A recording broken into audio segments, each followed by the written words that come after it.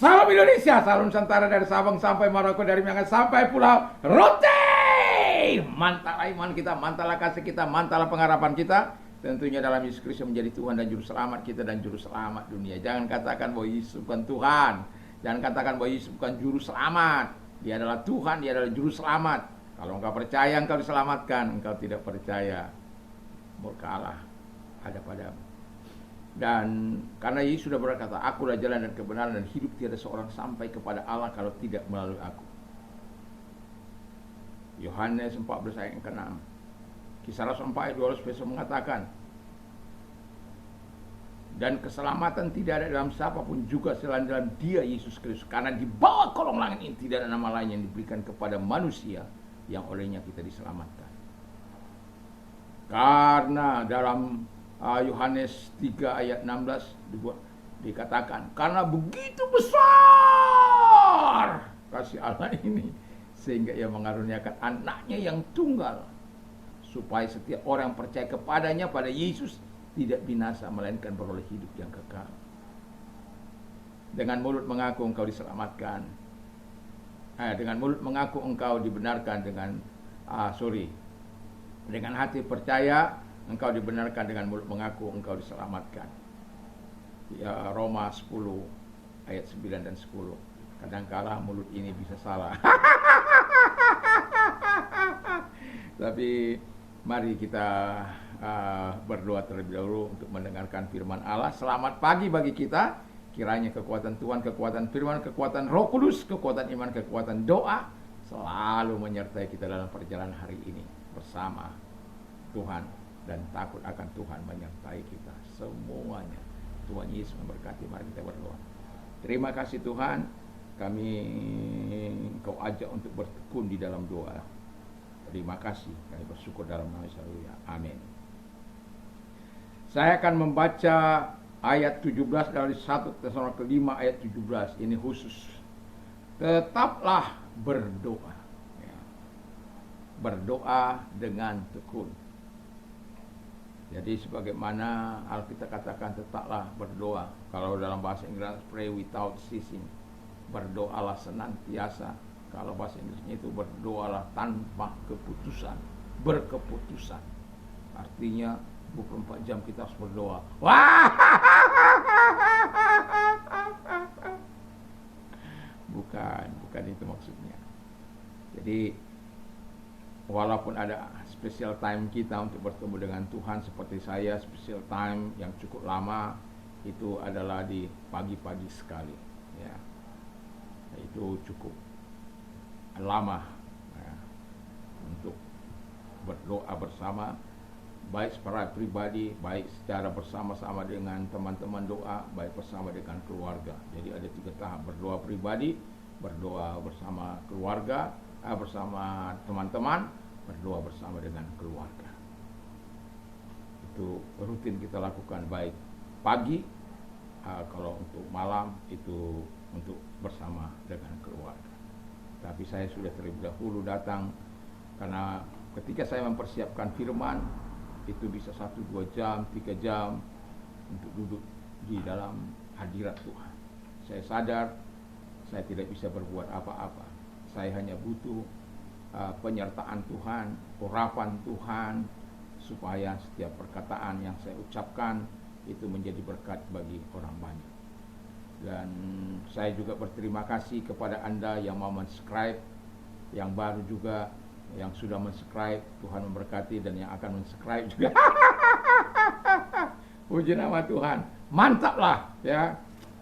Dan sebelumnya saya sudah mengatakan tadi bahwa berdoa dengan tekun berarti ia berdoa setiap waktu.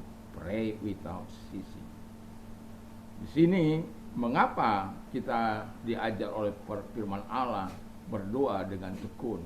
Karena ada banyak orang berdoa tidak tekun. Ada orang, ya bagi dia berdoa bukanlah sesuatu yang sangat penting. Tapi bagi saya merasa tidak hidup tanpa doa. Dan saya menjadikan hidup saya ini adalah doa. Artinya yang mau Kenapa saya katakan hidup saya ini adalah doa? Dimanapun saya ada terkoneksi dengan Tuhan. Ketika kita terkoneksi dengan Tuhan, itu kan kita berdoa. Dan ketika itu sebabnya saya sering katakan 1000 ucapan terima kasih, 10 pujian kepada Tuhan. Itu adalah dalam rangka terkoneksinya dengan Tuhan. Memperkatakan firman Allah adalah dalam rangka terkoneksinya dengan firman Tuhan, dengan Tuhan itu. Memang kita tidak diajar untuk berdoa terus sampai meninggalkan pekerjaan kita, meninggalkan keluarga kita, hanya berdoa. Saya pernah menegur seseorang karena dia lebih rela meninggalkan keluarganya daripada memelihara keluarganya dengan alasan bahwa dia melayani Tuhan. Yang saya tahu, kalau orang melayani Tuhan dengan sigap, dengan benar, maka dia tidak akan bisa tidak melayani keluarganya.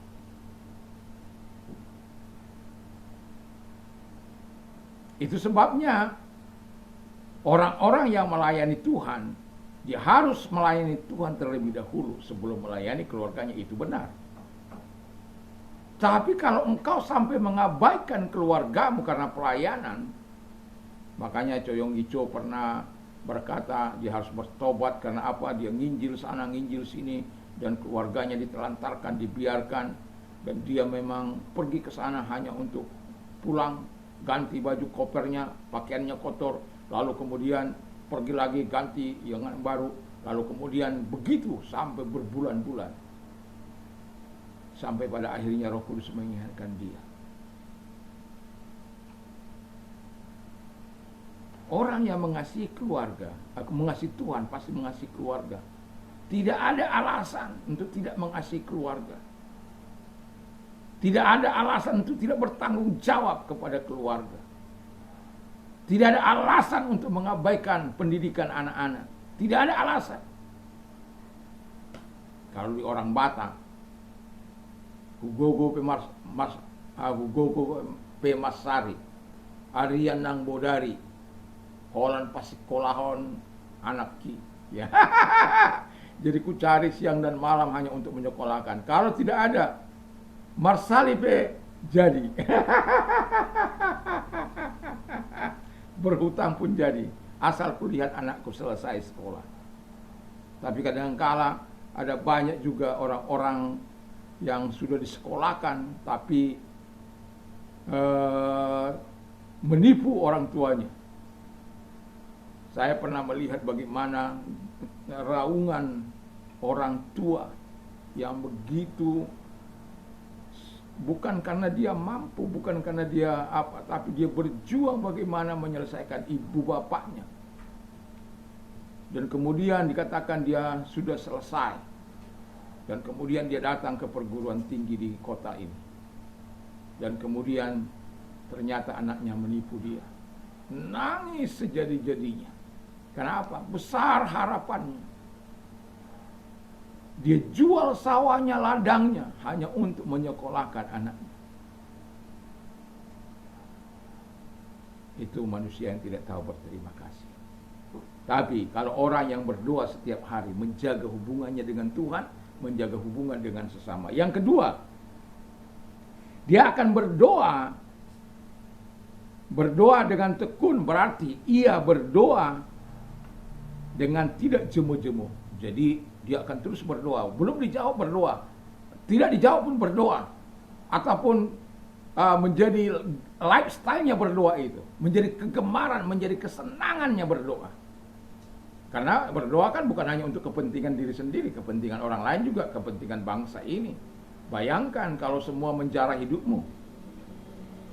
Saya pernah dijarah habis-habisan, hanya keluar baju di badan. Dan itu sangat menyakitkan. Perlu proses lagi untuk menikmati segala hal yang indah dan baik dari Tuhan. Nah, kalau begitu, kenapa kita tidak berdoa? Kenapa kita harus membiarkan itu terjadi? Tapi kadangkala memang Tuhan izinkan itu terjadi. Apakah engkau tetap mau berdoa? Apakah engkau tetap mau bersyukur? Saya pernah bilang, jangan bersyukur kepada setan, bersyukurlah kepada Tuhan atas segala apa yang sedang Anda alami. Jadi berdoa dengan tekun berarti membuat Anda berjaga-jaga. Orang yang berjaga-jaga itu selalu waspada. Dan setan mau mencari peluang bagi orang-orang yang hanya lalai, lemah. Makanya Yesus katakan bahwa berdoa berjaga-jagalah supaya engkau jangan jatuh ke dalam pencobaan. Roh memang penurut tetapi daging itu lemah. Matius 6 ayat 21. Dan Yesus mengajar kita, Yesus aja berdoa, pagi-pagi sekali dia berdoa. Dan itu sebabnya saya sangat bersyukur kepada Tuhan. Karena apa? Sekalipun saya tidak dianugerahi untuk tidur ya lebih awal, tetapi saya bersyukur saya tetap bisa mendapat kekuatan dan kesehatan. Jam berapapun, pagi-pagi saya sudah harus datang kepada Tuhan kembali. Kalau terkecuali 2 malam. Kalau sudah 2 malam itu saya tidur 1 hari. Kenapa? Lelah. Jadi, tapi yang mau saya katakan kepada kita harus bertekun dan tidak jemu-jemu untuk terus berdoa.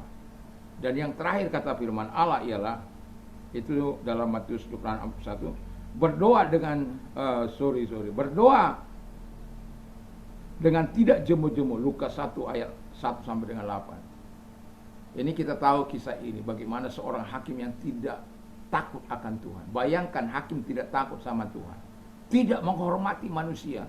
Lukas 18 ayat yang kedua. Jadi dia tidak takut Tuhan, tidak menghormati manusia. Lalu wanita janda ini minta supaya bela di perkaranya dibela. Tapi hakim ini lalai, dia tidak mau. Wah, memangnya dia kehabisan akal. Kemana dia ada? Dia ikut. Di pasar, nangantarisnya. Dia ikut.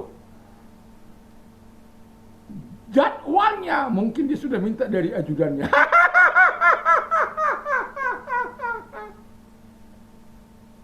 Sampai akhirnya dia putus asa.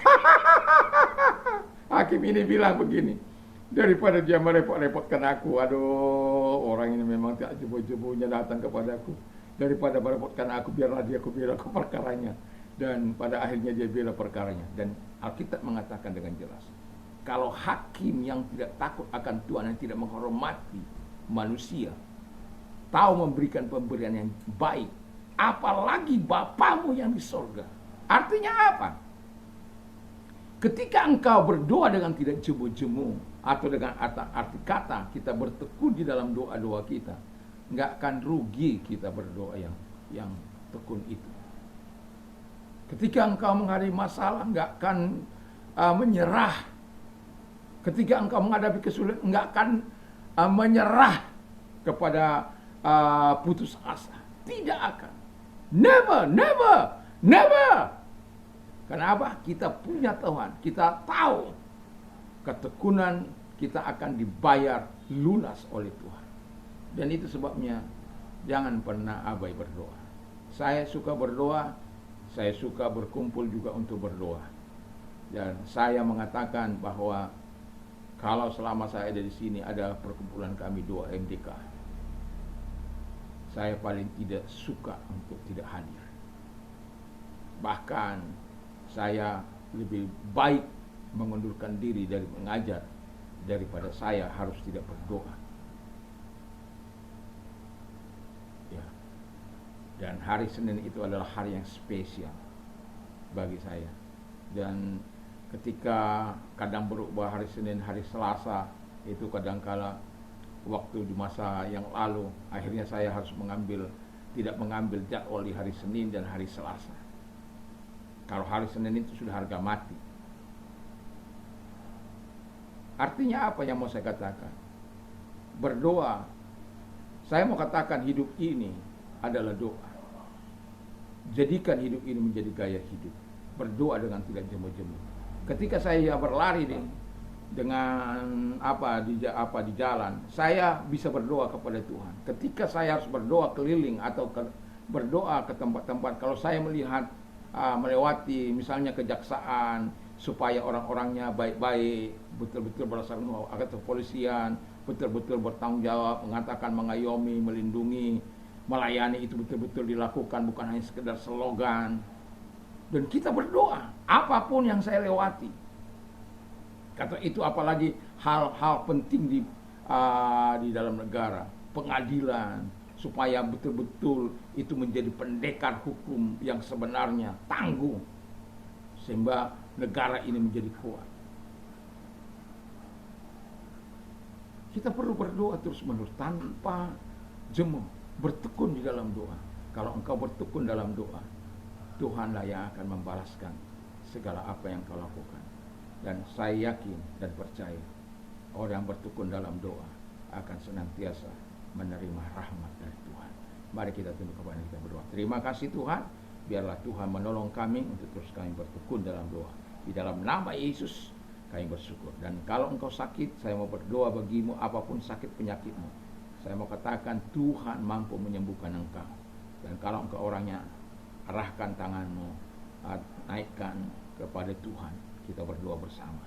Tuhan Yesus, kau melihat tangan-tangan yang dinaikkan kepadamu, dan jamah mereka, ulurkan tanganmu, karena engkau tidak mengenal jarak, ruang maupun waktu. Dalam nama Yesus, segala sakit penyakit yang mereka derita, aku perintahkan keluar. Dan oleh bilu-bilu daripada Tuhan Yesus, engkau sembuh oleh kuasanya, engkau sembuh oleh firman-Nya, engkau sembuh dalam nama Yesus. Dan kalau engkau sedang mengalami kesulitan dalam hidup ini, datanglah pada Tuhan. Dia memberikan kelegaan, itu janjinya. Kalau engkau orangnya, angkat kedua belah tanganmu, kita berdoa. Lihat tangan-tangan yang diangkat kepadamu dalam nama Yesus. Kiranya pertolongan Tuhan datang kepada mereka, kemurahan Tuhan datang kepada mereka di dalam nama Yesus Kristus. Kami sungguh bersyukur, kami berterima kasih kepadamu. Biarlah kekuatan Tuhan dan kekuatan Roh Kudus menyertai setiap kami. Di dalam nama Yesus kami bersyukur dan kami berdoa. Haleluya. Amin. Selamat hari Minggu, selamat kita beribadah, dan kiranya Tuhan Yesus akan terus menolong kita, dan takut akan Tuhan senantiasa tertanam di dalam hati kita, supaya kita tetap melakukan apa yang baik dan benar di mata Tuhan. Mantap, mantap, mantap.